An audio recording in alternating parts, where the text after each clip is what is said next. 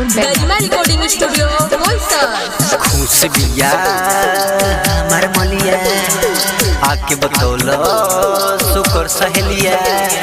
खुश बिया हमार मलिया आके बतौलो सुकर सहेलिया। सुन के बीपी हाई हो गई, सुन के बीपी हाई हो गई।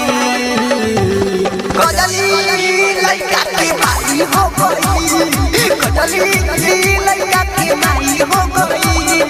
खुश बिया हमार मलिया आके बतौलो सुकर सहेलिया। सुन के बीपी हाई हो गई, सुन के बीपी हाई हो गई। कजली लड़का के माई हो गई, कजली लड़का के माई हो गई।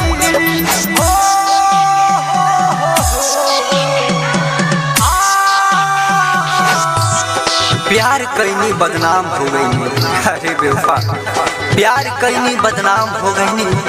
चर्चा हमार सरेआम हो गई। अरे जालिम तेरा दिल उस वक्त तुरलिस जब हमार दिल तुरा प्यार के गुलाम हो गई।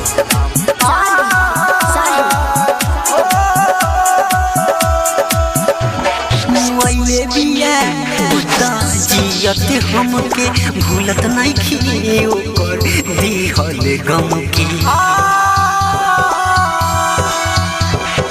पहले बिया जियत हमके भूलत नहीं खी ओकर दिहल गम की।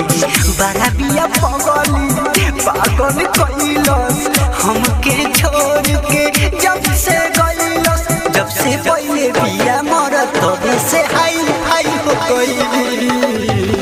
कजली लड़का के माई हो गई, कजली लड़का के माई हो गई।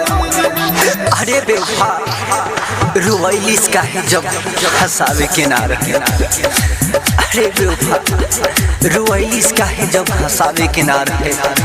गुनगुनैली का है जब गावे के ना रहे। आज पूछतनी एगो प्रश्न बन के काहे कहीं मोहब्बत जब निभावे के ना रहे, जब निभावे के ना रहे।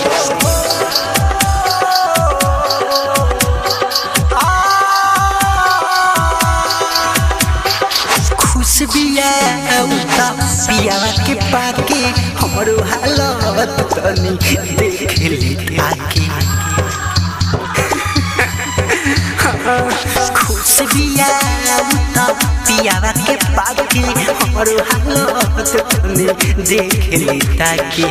राइटर मन से मतलबी कहता रे लालू नदनवा रोवत बारे।